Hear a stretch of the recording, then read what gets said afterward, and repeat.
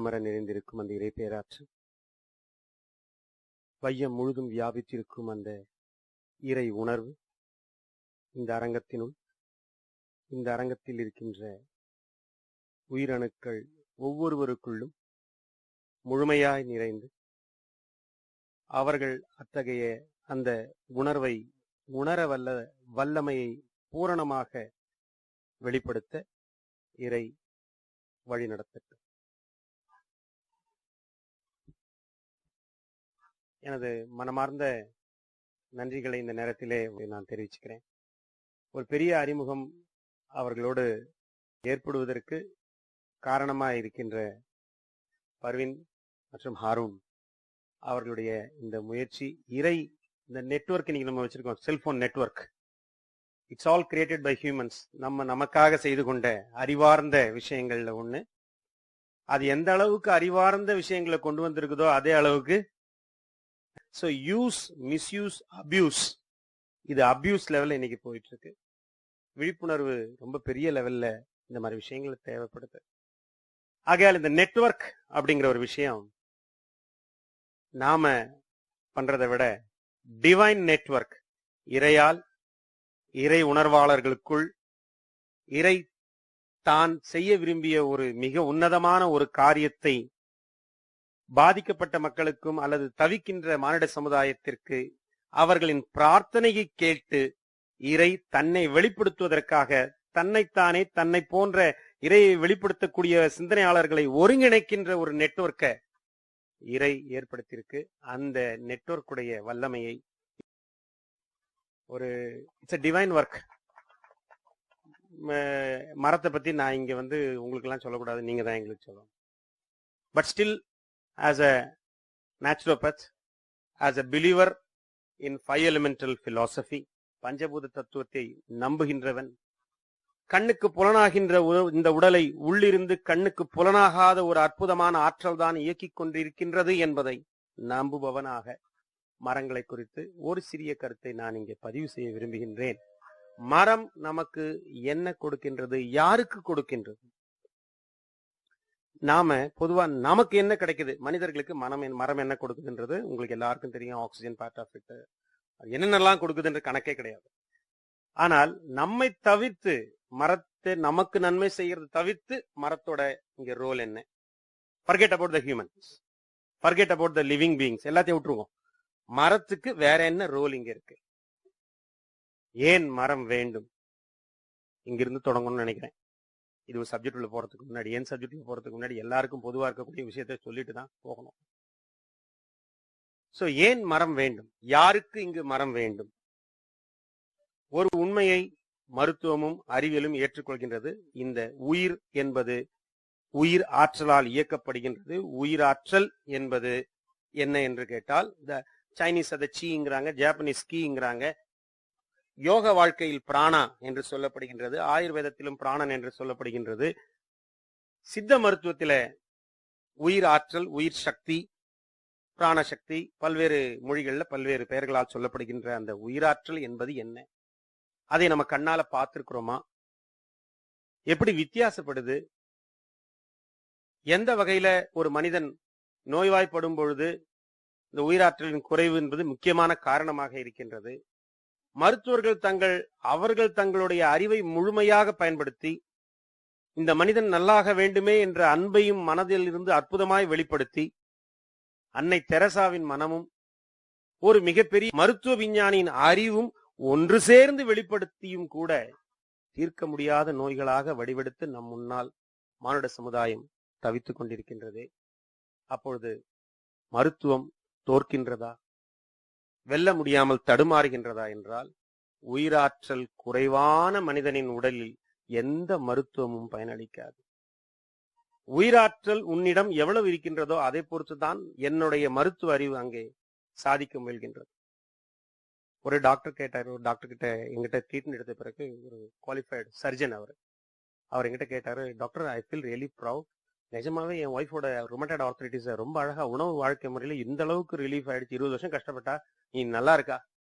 ஆனா நீங்க உங்களை பார்க்க வரும்போதெல்லாம் நீங்க இந்த உயிராற்றல் உயிராற்றல் உயிராற்றல்னு சொல்றீங்க, எப்ப பார்த்தாலும் சீ சீ பிராணா பிராணான்னு சொல்றீங்க. ஆனா நாங்க எது கேட்டாலும் ஸ்கேன் பண்ணி இதோ இருக்குது அங்க இருக்குதுன்னு காமிச்சிருவோம். ஹார்ட் எப்படி இருக்குது, கிட்னி எங்க இருக்குது, எல்லாத்தையும் காமிச்சிருவோம் கண்ணுல. ஆனா இந்த சீ பிராணா உயிராற்றல் சொல்றீங்களே, அதை எப்படி நம்ம உணர்றது? எப்படி நீங்க காமிக்க முடியுமா? அது எங்க இருக்குது? கண்ணுக்கு புலப்படாத அந்த சக்தி ஒண்ணு இருக்குதுன்னா அது எங்க இருக்குது, எப்படி இருக்குது, ப்ரூவ் பண்ண முடியுமா அப்படின்னு கேட்டப்ப நான் சொன்னேன், என்னால கூட அதை கண்ணுல காமிக்க முடியாது டாக்டர். ஆனா ஒரு விஷயம் கேட்டு பாருங்க, இன்னைக்கு இந்தியால அதிகமான சக்சஸ் ரேட் இருக்கக்கூடிய கார்டியாக் சர்ஜன் யாரு? No doubt Cherian is number 1 leading. Why? 85% of success rate in open heart surgeries. அப்படின்னா ரொம்ப சந்தோஷம். 85% சக்சஸ் ரேட் ஒரு டாக்டருக்கு வருது. அது யாரா இருக்கட்டும், டாக்டர் செரியனா இருக்கட்டும், யாரா வேணா இருக்கட்டும். அது காரணம் அந்த சர்ஜனோட expertise in doing the surgery, அவருடைய திறன்.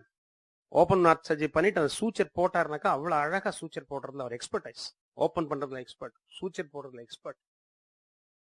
ஓகே, முக்கியமான அப்ப வெற்றிக்கு காரணம் அந்த சர்ஜரி சக்சஸ்ஃபுல் ஆனது காரணம் அந்த சூச்சர் போடுற technical expertise of the surgeon. Very good. ரெண்டாவது பாயிண்ட் வேற எதாவது சொல்லலாம்.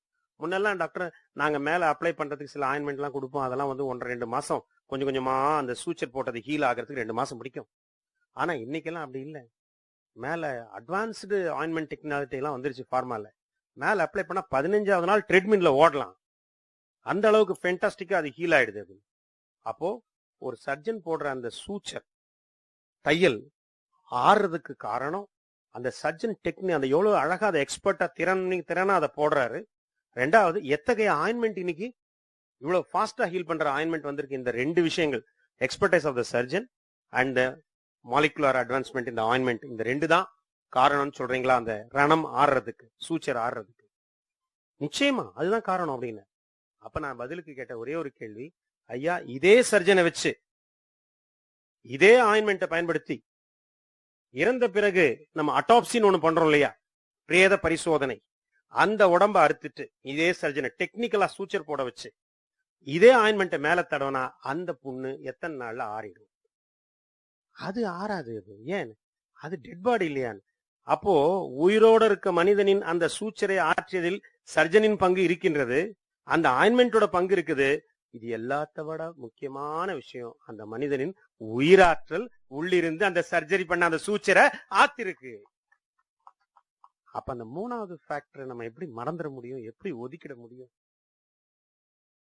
அப்ப அந்த உயிராற்றல் என்றால் என்ன, இப்படிதான் உணர முடியுமா கேட்டா அறிவியல் பூர்வமாக சொல்லலாம், தத்துவ ரீதியாக சொல்லலாம். தத்துவ ரீதியாக பார்த்தபோது இந்த what is chi, what is prana அப்படிங்கிற, it is nothing but a proportionate composition of 5 elements. பஞ்சபூதங்களால் ஆன சரிவிகிதாச்சார ஒரு கலவை. இவ்வளவு காத்து இருக்கணும், இவ்வளவு நீர் இருக்கணும், இவ்வளவு நிலம் இருக்கணும், இவ்வளவு எர்த் பூமி இருக்கணும், இந்த 5வது பூதம் விண்சக்தி என்று சொல்லக்கூடிய ஆகாஷ் இத்தனை இருக்கணும். இந்த பர்சன்டேஜ்ல இவ்வளவு ப்ரொபோர்ஷன்ல இதை போட்டா ஒரு உயிராற்றல் உண்டாயிரும். பலூனுக்கு உள்ள இருக்கும் போதும் காத்துதான், வெளியே இருக்கிறதும் காத்துதான். அது ஒரு வடிவம் பெற்றிருக்கின்றது. அந்த வடிவத்தை தர வல்லமை கொண்ட ஒரு விஷயம் வரும்போதுதான் நம்ம அந்த உயிர் சக்தி, உயிர் ஆற்றல்ன்ற வார்த்தையை அங்க பயன்படுத்துறோம்.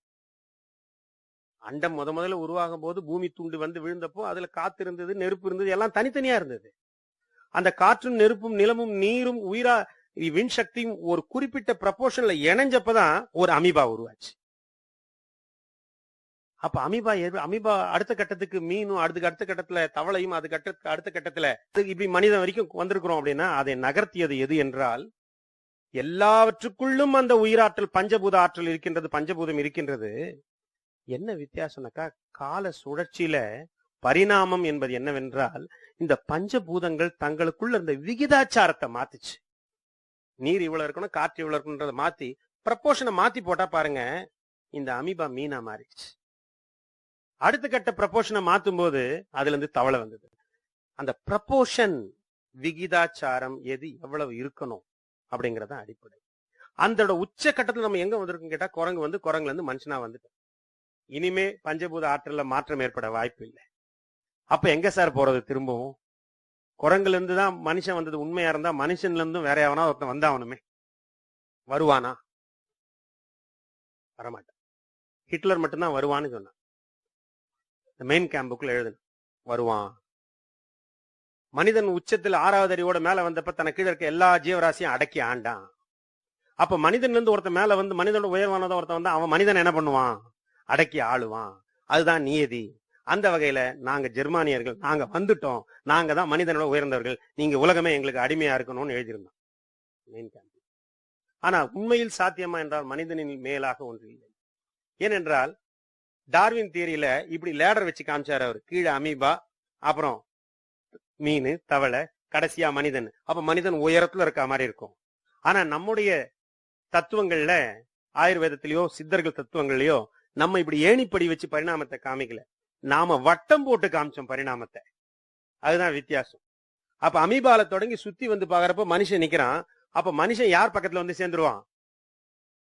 அமீபா பக்கத்துல வந்து சேர்ந்துருவான். ஐயோ, அடுத்து நான் அமீபா ஆயிடுவானா அப்ப பரிணாமத்துல அப்படின்னு கேட்டாக்கா, இல்லங்க, அமீபாக்கும் மனுஷனுக்கும் இடையில ஒரு வெற்றிடம் இருக்கு பாருங்க. அந்த வெற்றிடத்துல இருந்துதான் அமீபா வந்திருக்கு. அப்ப மீண்டும் அந்த வெற்றிடத்துக்கு தான் மனிதன் போக வேண்டியிருக்கும். அந்த வெற்றிடத்தை தான் ஒவ்வொருத்தர் ஒரு ஒரு லாங்குவேஜ்ல சொல்லிட்டு இருக்கிறோம். அண்டம் என்று சொல்கின்றோம், உயிர் ஆற்றல், உயிர் என்று சொல்கின்றோம், இறைவன் என்று சொல்கின்றோம், என்னென்னமோ பேர்ல நம்ம சொல்லிட்டு இருக்கோம். அந்த வெற்றிடத்துல இருக்கிறது வெற்றிடம் அல்ல, அதுதான் நமது மூலம், நமது மூலாதாரம், ஆதி மூலம். அதிலிருந்து உயிர் வெளிப்பட்டது, உயிர் வடிவம் பெற்றது. அந்த வெற்றிடத்துக்குள்ள பஞ்சபூதங்கள் தனித்தனியாக இருந்தது. பஞ்சபூதங்கள் ஒரு கட்டுக்குள் உருவான போது உயிராற்றல் அங்கே உந்து சக்தியை பெறுகிறது. அமீபாவானது இன்று மனிதன் வரை வந்தது. மனிதன் வரை வந்த பிறகு 6வது அறிவை கிடைத்த பிறகு 4 காலில் நடந்து கொண்டிருந்தவன் 2 காலில் நிமிர்ந்து நிற்கும் பொழுது 6வது அறிவு பெறுகின்றான். அதுவரை 5 அறிவு. அந்த 6வது அறிவோட நோக்கம் என்ன கேட்டாக்க, 6வது அறிவு கிடைச்ச உடனேதான், குரங்கா இருந்தப்போ அந்த 5 அறிவுல ஒண்ணுதான் இருந்தது. இந்த பரிணாமத்தை அடுத்த கட்டத்துக்கு கொண்டு போகணும், அவ்வளவுதான். முன்னோக்கி செல்லுதல். அமீபாக்கு என்ன இருந்தது? எப்படியாவது நான் மீன் ஆகணும். மீனுக்கு என்ன? எப்படியாவது நான் தவளையாகணும். இதா இருந்தது. ஆனா 6வது அறிவு கிடைக்கும் போதுதான் மனுஷனுக்கு ஒரு விஷயம் தெரியுது. முன்னோக்கி மட்டும் பார்த்தா பத்தாது. நான் எங்கிருந்து வந்தேன்? நான் குரங்குல இருந்தா வந்தேன். நான் குரங்கா அப்ப இல்ல. நான் மீன்ல இருந்து வந்தேன். அப்ப நான் மீனா அப்ப இல்ல. நான் அதுக்கு முன்னாடி அமீபால இருந்து வந்தேன். அப்ப நான் அமீபாவா இல்ல. அமீபாவுக்கு முன்னாடி நான் எங்கிருந்தேன் அப்படின்ற பின்னோக்கி நான் வந்த பாதையை, எனது துவக்கத்தை, எனது மூலத்தை, நான் எங்கிருந்து வெளிப்பட்டேன் என்பதை பார்க்கின்ற அந்த அறிவுதான் 6வது அறிவு என்று நான் சொல்றேன்.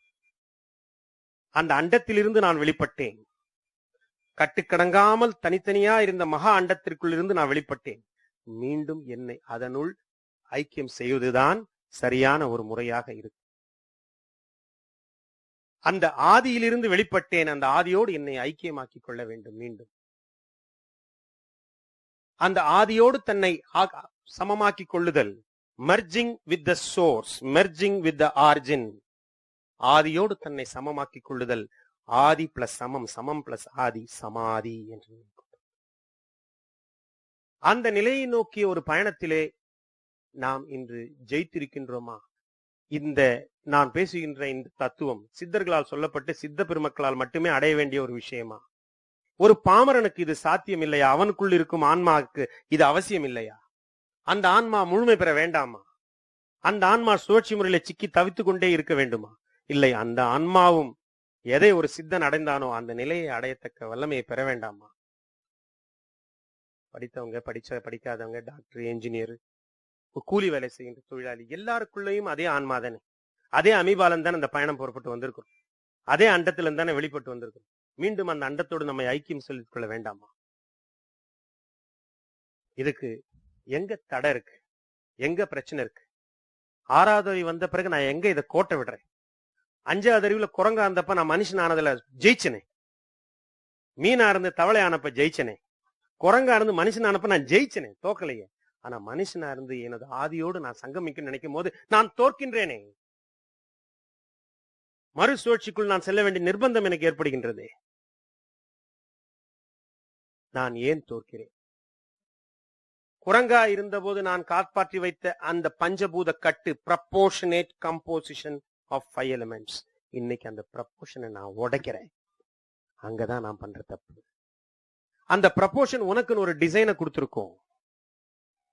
இவ்வளவு காத்து இவ்வளவு நெருப்புன்னு போட்டு ஒரு காம்பினேஷன் ரெடி பண்ணா ஒரு டிசைன் கிடைக்குது சார். அந்த டிசைனை ஒரு பீரியட்ல அமீபான்னு சொன்னோம். அந்த டிசைன் ப்ரப்போர்ஷனை மாத்தி டிசைனை சேஞ்ச் பண்ணிக்கினே வந்தோம். கடைசியில இப்போ ஹோமோ சாப்பியன்ஸ் ஹியூமன் டிசைனுக்கு வந்துட்டோம். இதுக்கப்புறம் அந்த ப்ரப்போர்ஷனை காப்பாற்ற வேண்டாமா? அந்த ப்ரப்போர்ஷனை உடைய விட்டோம் அப்படின்னா என்ன ஆகும்னு கேட்டாக்கா, உருவத்துல மனிதர்களாக அந்த டிசைன்ல இருக்கிற மாதிரி தெரியும்.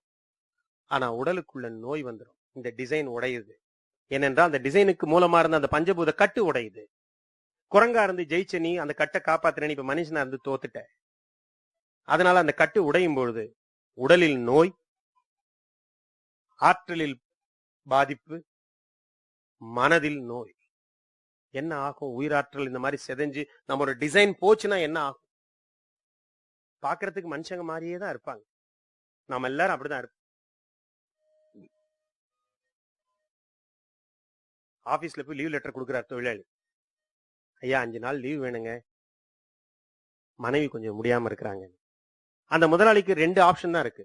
ஒன்னு லீவு கொடுக்கலாம், இல்ல இந்த சந்தர்ப்பத்துல கம்பெனில லீவு கொடுக்கறதுக்கு வாய்ப்பு இல்ல தம்பின்னு சொல்லலாம். இது ரெண்டும் செய்வதற்கு பதிலாக அந்த லீவ் லெட்டர் கிழிச்சு அவர் மூஞ்சில எரிஞ்சு கத்தி கலாட்டா பண்ணி, அறிவு இருக்கா, என்னத்தை திங்கிற, போடா வெளியே அப்படின்னு அவர் எரிச்சல்ல திட்டி லீவு கேட்கிற நேரம் பார்த்தான் பார் அப்படின்னு ஒரு கடிச்சு குதறி அவனை தூக்கி துப்பி வெளியே அனுப்புனார்னா அவன் வெளியே வந்து என்ன சொல்லுவான்? லீவு கேட்டேன் இருக்குதுன்னு சொல்லலாம், இல்லது இல்லன்னு சொல்லலாம். இது ரெண்டும் இல்லாம இருந்தால் எதுக்கு இப்படி நாய் மாதிரி குலைக்கிறான் அப்படின்ற வார்த்தையை முதல்ல அந்த மனிதனை விலங்கோடு ஒப்பிடுகிறார். வாசல்ல உட்கார்ந்துருக்காரு அப்பா, அவன் பையன் எப்ப பார்த்தாலும் நைட்டு 12 மணிக்கு தான் வீட்டுக்கு வரான், இன்னைக்கு அவன் கதையை முடிக்கிறேன் நானு, இதான் கடைசி அவனுக்கு அப்படின்னு வாசல்ல கொம்ப வச்சுட்டு உட்காந்துட்டார். அந்த அம்மா சொல்றாங்க, எங்க பையன் தோளுக்கு மிஞ்சிட்டான், இதுக்கப்புறம் அவனை போய் நீங்க தொந்தரவு பண்ணாதீங்க, வந்துருங்க, மரியாதை போயிடும், வந்துருங்க. இல்ல இன்னைக்கு நானா அவனா பாக்கேன். மணி 12 ஆச்சு, 1 ஆச்சு, பையன் வரல. என்னடி என்ன சொல்றான்? இன்னைக்கு 12, 1, 2 ஆக்குறான், முடிவு பண்ணிட்டானா இல்ல சொல்லிட்டியா? அவன் வீட்டுக்கு வராம வெளியே உட்காந்துருக்கானா? அந்த அம்மா சொல்லுது, வந்து படுங்க, அவன் மேல வந்து மாடியில் தூங்கிட்டு இருக்கிறான். இங்கதானே வாசல்ல தானே உட்காந்துருக்கான், எப்படி உள்ள போனான்? நான் தான் வாசல்லே கண்ணு அப்படியே பார்த்துட்டே இருக்கனே. அவன் பைக்ல பார்த்தான், விவரத்தை தெரிஞ்சுக்கிட்டான். அப்பா முன்னு வாசல்ல உட்காந்துருக்காரு, பின்னாடி வந்தான், செவ்வறு எழுதி குதிச்சான், படிக்கட்டுல முள்ள மாடி பூனை மாதிரி போய் சைலண்டா படுத்துட்டான். எதை மாதிரி? பூனை மாதிரி. ஐயா புதுசா ஒரு பிசினஸ் ஆரம்பிக்கிறேங்க, தனியா பண்றீங்களா ஐயா? இல்லங்க பார்ட்னர்ஷிப். யாருங்க பார்ட்னர்? நம்ம ஜெகதீசன் இருக்காரு, அவர் தான். ஜெகதீசன் யாரு? சீட்டு கம்பெனி வச்சிருந்தாரு அவரா? ஒரு மௌனம். ஐயா கொஞ்சம் பார்த்து பண்ணுங்க, மனுஷன் கொஞ்சம் ரிஸ்கான ஆளு, பார்த்து பண்ணுங்க. நரி மூளை கவுத்துருவான். யாரோட? நாயோடு ஒப்பிடுகிறோம் மனதை, பூனையோடு ஒப்பிடுகின்றோம், நரியோடு ஒப்பிடுகின்றோம். நம்முடைய டிசைன் சிதையும் பொழுது, உயிராற்றல் தடுமாறும் பொழுது, உடலில் நோயாகவும் மனதில் நாம சிதைஞ்சிட்டு போற இந்த டிசைன் ஆல்ரெடி எக்ஸிஸ்டிங் ஒரு அனிமல் டிசைனோட மேட்ச் ஆச்சுன்னா அந்த அனிமலோட குணங்களை நீ என்ன பண்ணிருவ? வெளிப்படுத்த ஆரம்பிச்சிருவ. உடலால் மற்றும் உருவத்தால் மற்றும் மனுஷனா இருப்போம். இந்த பஞ்சபூதம் எவ்வளவு ஜாக்கிரதையா பாதுகாக்கணும் அப்ப யோசிச்சு பாருங்க. குரங்கு பாதுகாத்துருச்சு. குரங்கு பாருங்க, அப்படியே அந்த மரத்துல இருந்து அடுத்த கலைக்கு அப்படியே தாவுது, அப்படியே சல்லு சல்லு சல்லுன்னு தாவி போயிட்டே இருக்கு. இது வரைக்கும் அதுக்கு லம்பார் ஸ்பாண்டிலிட்டிஸோ டிஸ்க் ப்ரொலாப்ஸோ வரவே இல்லை. நமக்கு இமீடியட் முன்னாடி இருக்கிறவர் அவர் அப்படியே ஆனந்தமா இன்னும் ஜாலியா தாவிட்டு தான் இருக்காரு. நாம மட்டும்தான் அப்படிங்கிறோம். கேட்டா நாங்க 6வது அறிவுல பரிணாமத்துல உச்சத்துல இருக்கவங்க, நாங்க குரங்கெல்லாம் விட மேல.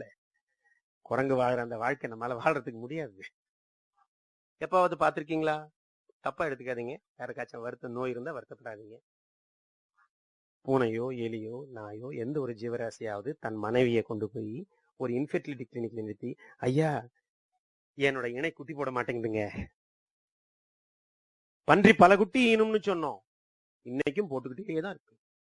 யானைத்தான் வாழ்நாள் 5 குட்டி தான் போடுன்னு சொன்னோம், இன்னைக்கு போட்டுக்கிட்டே தான் இருக்கு. எந்த ஒரு ஜீவராசியும் தன் இணையை கொண்டு வந்து இன்ஃபெர்டிலிட்டி கிளினிக்ல நிறுத்தல. இப்ப நாம நிறுத்துற அளவுக்கு வந்திருக்கிறோம்னாக்கா 6வது அறிவுல மேல வந்திருக்கிறோம்னு சொல்லி பெருமைப்படுறதுக்கு நம்ம கிட்ட என்ன இருக்கு? அந்த விலங்குகள்லாம் நம்மளை பார்த்து கை கொட்டிச்சிருக்கு.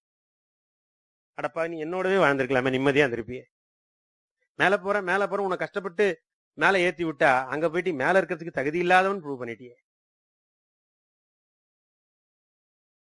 எப்படி நம்ம இதை ஏத்துக்க முடியும்? அந்த பஞ்சபூத கட்டை எப்படி பாதுகாப்பது?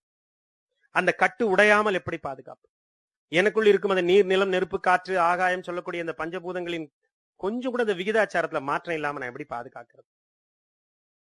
இது உயிர் இருக்கிற எல்லாத்துக்கும் இது அவசியம் இல்லையா? மனுஷனுக்கு மட்டும்தானா? எல்லாருக்கும் அவசியம். உயிர் எதுக்கெல்லாம் இருக்கு? உயிருள்ள ஜீவராசிகள் நம்ம கண்ணுல மேல பாக்குறத மட்டும் சொல்லலாமா? இந்த பூமிக்கு உயிர் இருக்கா இல்லையா? உயிர் இருக்கிறதுனால தானே தன்னைத்தானே சுற்றி கொண்டு அதனுக்குள் ஒரு உயிராற்றல், அது ஒரு உந்து சக்தியாக என்ன பண்ணுது? சோழ வைக்குது.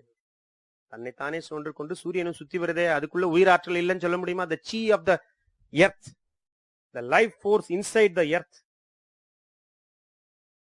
அதுக்குள்ள இருக்க அந்த ஃபோர்ஸ் அதை சுத்த வைக்குது. அப்ப அதுக்குள்ள ஒரு உயிராற்றல் இருக்குது அப்படின்னாக்கா, இந்த பஞ்சபூத கட்டுன்றது உயிராற்றல்ன்றது அதுதானா? அந்த பஞ்சபூத கட்டு பூமிக்கும் இருக்கும் இல்லையா? அந்த பூமியோட பஞ்சபூத கட்டை யார் காப்பாத்துறது? அதுக்கு அந்த பூமியின் பஞ்சபூத கட்டு காப்பாற்றப்பட்டால் அதில் வாழ்கின்ற எல்லா ஜீவராசிகளின் உடலில் உள்ள பஞ்சபூத கட்டும் தானாகவே நிலை பெறும். அப்ப நம்ம எதை காப்பாத்தணும்? பூமியை காப்பாத்தணுமா, நம்மளை காப்பாத்திக்கிட்டு? முதல் பிரியாரிட்டி யாருக்கு கொடுக்கும்? இந்த பூமியை காப்பாத்தணும். பூமியை எப்படி சார் காப்பாத்தலாம்? நம்ம இந்த எலிமெண்ட்ஸ்ல பாத்தீங்கன்னாக்கா நீர் ஒரு அற்புதமான விஷயம். நீரோட பங்களிப்பு என்ன கேட்டீங்கன்னா, நீர் has got, water has got memory பவர்னு சொல்லுவோம். அது வேற பஞ்சபூதத்துல எந்த பூதத்துக்குமே கிடையாது. வாட்டரோட ஸ்பெஷாலிட்டி மெமரி பவர். இப்ப இந்த தண்ணி வச்சிருக்கிறோம், நாம என்ன ஆகும் அப்படின்னு கேட்டா, இதுக்கு மெமரி பவர் உண்டு. இந்த ஒரு பூதத்துக்கு மட்டும் என்ன பவர்? ஞாபக சக்தி உண்டு. நான் இங்க என்னென்னலாம் அதிர்வலைகளை கிரியேட் பண்ணணும் அது எல்லாத்தையும் ரிசீவ் பண்ணிக்கிறது மட்டும் இல்லாம மெமரியில வச்சிடும். அதனாலதான் பாத்தீங்கன்னா அந்த காலத்துல பெரிய பெரிய ரிஷிகள்லாம் பார்த்தா கையில ஒரு கமண்டத்துல தண்ணியோட தான் போட்டிருப்பாங்க. விஸ்வாமித்திரா இருக்கட்டும், யாரா வேணா இருக்கட்டும். அவர் யாருக்கு சாபம் ஒண்ணு நினைச்சாலும், யாருக்கு வாழணும்னு நினைச்சா அவர் வாயில சொன்னா நடக்காது, தண்ணியில ஊத்தி தண்ணியில சொல்லணும். தாரை வார்த்து கொடுத்தல் அப்படின்ட்டு கல்யாணம் பண்ணி தண்ணியில சொல்லு உன் பொண்ணு தரியா இல்லையான்னு. நீ வாயில சொன்னா நம்ப முடியாது, தண்ணி கிட்ட சொல்லணும். ஏன்னா தண்ணி மெமரியை ஹோல்ட் பண்ணும். வீட்டுல கிரக பிரவேசம் பண்றாங்க, ஒரு கணபதி ஹோமம் பண்றாங்கன்னா நெருப்பு பார்த்து தான் சொல்றோம். அது இன்னொரு எலிமெண்ட். நெருப்போட வேலை என்ன? அதோட பண்பு என்ன? வாட்டருக்கு மெமரி பவர். நெருப்போட ஒர்க் சேனலைசர். இப்ப நான் பேசுறது காத்துல போயிட்டே இருக்குது, எங்க போதும் தெரியாது. உங்களுக்கு முன்னாடி இருக்க நல்லா கேட்கும், பின்னாடி இருக்க கம்மியா கேட்கும். அது வெளியே இருக்கிறவங்களுக்கு என்னமோ எங்கேயோ எவனோ பேசிக்கிட்டே இருக்காயா அப்படின்னு கேட்கும். அதுக்கு மேல ஒண்ணும் கேட்கும். அப்படி சிதறிக்கின்ற அப்படி பரவிக்கொண்டே இருக்கின்றது. ஒரே ஒரு தீபத்தை ஏக்கி நீங்க வச்சோம்னா நெருப்பு வந்துருச்சு இல்லையா? இது அந்த என்னோட அதிர்வலைகளை பரவ விடாது, அப்படியே ஒருங்கிணைச்சு சேனலைஸ் பண்ணி யாருக்கு முன்னாடி இருக்கலாம் அவங்களுக்கு மட்டும் கொடுக்கும். அதுக்குதான் ஃபயர் கொண்டு வந்திருக்கோம். அதுதான் விளக்கேற்ற முதல் என்ன நடக்க போதோ அந்த நிகழ்வில் வரக்கூடிய அதிர்வலைகள் எல்லாம் யாருக்காக செய்யப்படுகின்றதோ அவர்களுக்காக முழுமையாக செல்வதற்காக அதை சேனலைசிங். நெருப்பு அங்கதானே சார் இருக்கு, நீங்க இங்க இருக்கிறீங்களே. நடுவில் இன்னொரு பூதம் இருக்கு சார், காத்து, கம்யூனிகேட்டர். காத்து கம்யூனிகேட் பண்ணி ஃபயர் சேனலைஸ் பண்ணி ஒரு கலசம் வச்சிருவாங்க. ஒரு கணபதி ஹோமம் பண்றாங்கன்னா கலசத்துல தண்ணி வச்சிருவாங்க. அது மேல ஒரு காய் வைப்பாங்க. என்ன காய்? ஏன் கத்திரிக்காய் வைக்க கூடாதா? நீருள்ள காயை மட்டும்தான் வைப்போம். ஏன்னா வாட்டருக்கு மட்டும்தான் மெமரி பவர். அர்ஷத் இருக்காரு முஸ்லீம், அட நாங்கெல்லாம் கணபதி ஹோமம் பண்ண மாட்டோம் சார். ஆனா ஜம்சம் வாட்டர்னு ஒரு வாட்டர் இல்ல, என்ன விலை கொடுத்து வாங்குற இல்லையா? ஐயா கிறிஸ்டியன் சார், அட எங்களுக்கு எல்லாம் நம்பிக்கை இல்ல சார். ஐயா பாப்டிசம் சொல்லி தண்ணியில மட்டும்தான் ஞான ஸ்நானத்தை கொடுக்க முடியும், வேற எந்த பூதத்தை வச்சும் கொடுக்க முடியாது. பாலைவன தேசத்துல ஒரு ஊற்று, அது இத்தனை கோடி மக்களுக்கு தண்ணியை கொடுத்துக்கிட்டு இருக்கு. அதை தூக்கி வச்ச ஒரு மகா புனிதன் அது உள்ள சில சூட்சுமத்தை எனர்ஜி என்ன பண்ணிருக்காரு, உள்ள இறக்கி கொடுத்தாரு. மாறவே மாறாது. கொடுத்தது தண்ணி கிட்ட, வாங்கி வச்சதுதான் 1200 வருஷத்துக்கு முன்னாடி கொடுத்தது இன்னும் உட்கார்ந்துகிட்டு இருக்கு அந்த எனர்ஜி அது உள்ள. அதுதான் நம்ம பெரியவங்க சொன்னாங்க, தாயை பழிச்சாலும் பழிச்சிடக்கூடாது. ஏன்னா தாய் ஏதாவது திட்டோம்னா அவசரத்துல நம்ம பழிச்சிட்டாலும் அவ என்னமோ என் பையன் தெரியாம பேசிட்டான், மன்னிச்சிருவா. ஆனா தண்ணி நீ பக்கத்துல வச்சுக்கிட்டு ஒரு காரியத்தை என்ன அதிர்வலைகளை ஏற்படுத்துறியோ அதையே திருப்பி நீ குடிக்கும் போது உன்னோட 75% உடல் இருக்க தண்ணிய அது கொடுத்துரும் திருப்பி. அதையே அது மன்னிக்காது. தண்ணியை வச்சுக்கிட்டு தப்பான வார்த்தையை பேசக்கூடாது. வீட்டுல தண்ணி வச்சிருக்கோமா? வீட்டுல தண்ணி குடத்துல வச்சிருக்கோம்ல. அந்த காலத்துல பழைய சினிமா இப்ப இருக்க சினிமா பார்க்காதீங்க. பழைய சினிமா முதல் காட்சி ஆரம்பமான உடனே கலகலகலம் பெண்கள்லாம் வந்து குடத்துல தண்ணி அழுற மாதிரி குளத்துல வச்சுன்னு வைப்பாங்க. பழைய தமிழ் படம் பாத்தீங்கன்னா அங்கதான் ஆரம்ப காட்சி. ஹீரோயின் அறிமுகம், தண்ணியை முக்கிய அள்ளும் அந்த அம்மா. அதுக்கு முன்னாடி பாத்தீங்கன்னா அந்த குடத்துக்குள்ள கையை விட்டு கலகலன்னு ஒரு ஆளை சளிச்சு போச்சு பளிச்சுன்னு ஊத்திட்டு, என்னது எதுக்கு அந்த மாதிரி பண்றாங்க? இன்னைக்கு நம்ம தண்ணியை கீழே ஊத்திட முடியுமா? மெட்ராஸ்ல 2 குடம் புடிச்சு வச்சாக்கா அதுல கொஞ்சமா இத்தளவு இருந்தா கூட, ஒரு டம்ளர் தண்ணி இருந்தா கூட அதை பத்திரப்படுத்தி இன்னொரு டம்ளர்ல ஊத்திட்டு தான் நம்ம என்ன பண்ண முடியும்? அந்த காலத்துல அப்படி கையை விட்டு ஒரு அலசி பளிச்சுன்னு ஊத்திடுவாங்க தண்ணி. ஏன் ஊத்துறாங்க? ஐயா நேற்று இரவு எங்க வீட்டுக்குள்ள என்ன நடந்தது, நேற்று என்ன நடந்தது எங்களுக்கு தெரியாது. எந்த மாதிரியான நெகட்டிவான அதிர்வலைகளை நாங்க ஏற்படுத்திக்கலாம். கணவன் மனைவி சண்டை போட்டுருக்கலாம், என் தாயார் தப்பான வார்த்தை திட்டிருக்கலாம், நான் என் மனைவியை திட்டிருக்கலாம், என் குழந்தைகளை திட்டிருக்கலாம். இந்த நெகட்டிவான அதிர்வலைகளை மெமரி பவர் இருக்கு, இந்த தண்ணி என்ன பண்ணி வச்சிருக்கோம், வாங்கி வச்சிருக்கோங்க. இது தெரியாம நைட்டு சமாதானம் ஆயிருவாங்க.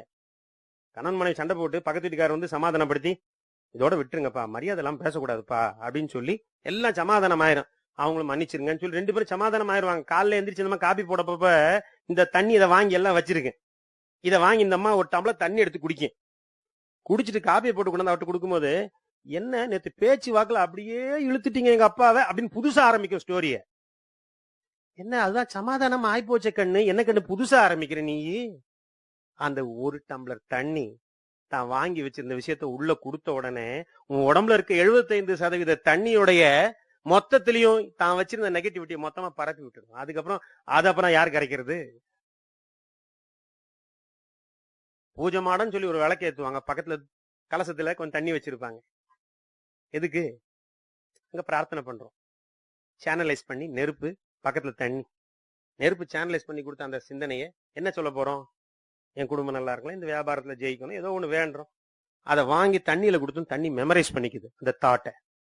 அது வரைக்கும் சாதாரண தண்ணி, அது வரைக்கும் நான் கொடுத்த தாட்டும் என்னோட சாதாரண தாட்டு தான், என் பிசினஸ் நல்லா இருக்கணும், இவ்வளவுதான். ஆனா அது தண்ணிக்குள்ள கொடுத்த பிறகு அதுக்கப்புறம் அதையே தீர்த்தம் சொல்லி எடுத்து நான் 2 மணி நேரம் குடிப்பேன் பாருங்க. அந்த மெமரி பண்ணி வச்சிருந்த அந்த தாட்டு உள்ள போச்சுன்னா என் உடம்புல இருக்க 57 ட்ரில்லியன் செல் இருக்க தண்ணியிலையும் எனது பிசினஸ் வெற்றி பெற வேண்டும் என்ற சிந்தனை வரும்போது அப்ப அது விஸ்வரூபம் எடுக்குது. அந்த சிந்தனை பவர்ஃபுல்லான ஒரு விஷயமா மாறிடும். சாதாரண தாட்டு பவர்ஃபுல்லான ஒரு விஷயமா மாறிடும். நான் நினைச்சதெல்லாம் அப்படி நடக்குதுங்க. நீ நினைச்சதை சாதாரணமா நினைச்சது நடக்காது. அப்ப எதுக்காக சொல்லணும்னாக்கா, நீருக்கு என்று ஒரு குணம் இருக்கின்றது. அதை பார்த்து நீருடைய H2O வாட்டர்.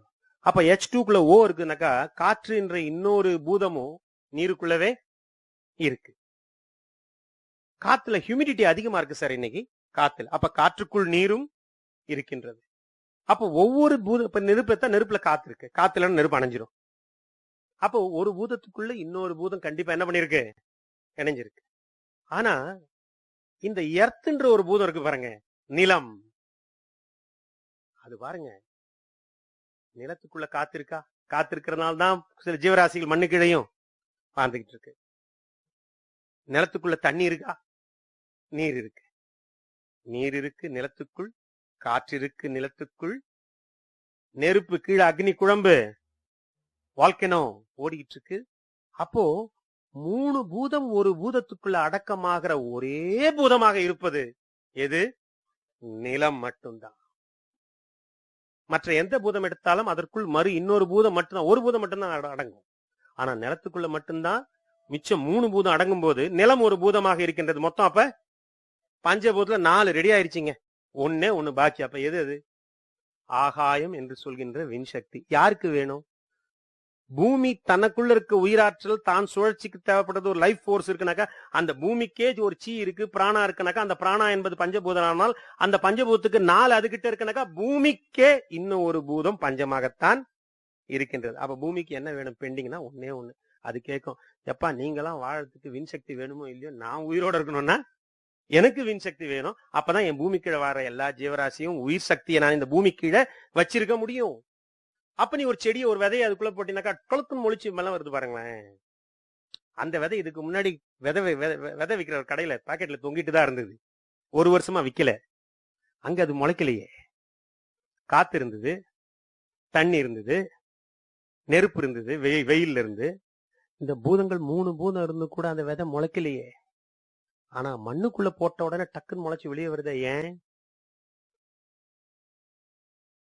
ஏன் வெளியே வருது? அது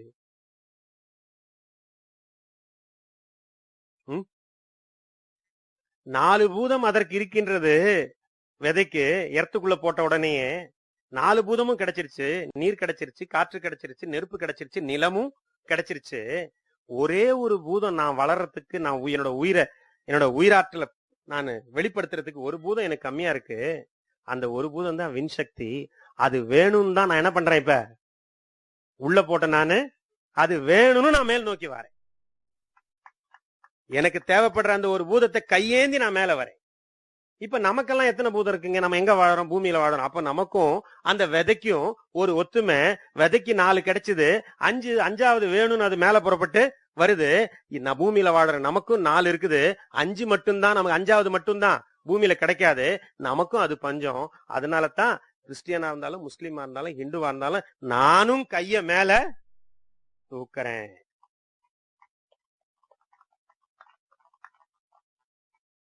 இந்த பஞ்சபூதத்தை, இந்த மரங்கள் என்ன ரோல் பிளே பண்ணுதுனாக்கா, மரம் ஒரு விதை தன்னை பாதுகாத்துக் கொள்ள 5வது விண்சக்தியை தேடி மேலே வருவது என்பது சயின்ஸோட கான்செப்ட். 4 அதனிடம் பூமியில் புதைத்த போது கிடைக்கின்றது. அந்த ஒன்று வேண்டும் என்று கேட்டு அது மேல் நோக்கி வருகின்றது என்று நாம் சொல்கின்றோம்.